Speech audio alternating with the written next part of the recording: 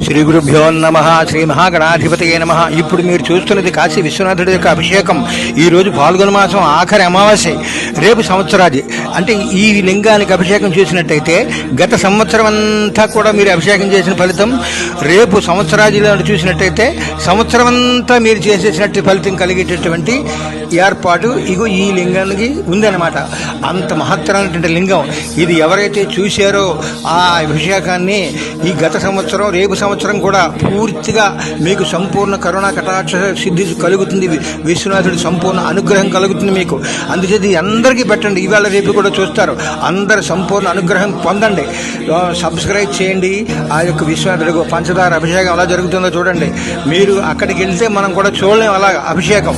అంచేత విశ్వనాథుడి మనం ఎన్నోసార్లు చూసాం కదా అని కాదు, మీరు ఇప్పుడు చూడరు కదా. అందుచేత అందరికీ పెట్టండి. వాళ్ళందరం తెరింపజేయండి. విశ్వనాథుడి సంపూర్ణ అనుగ్రహం పొందండి. జై కాశీ విశ్వనాథ.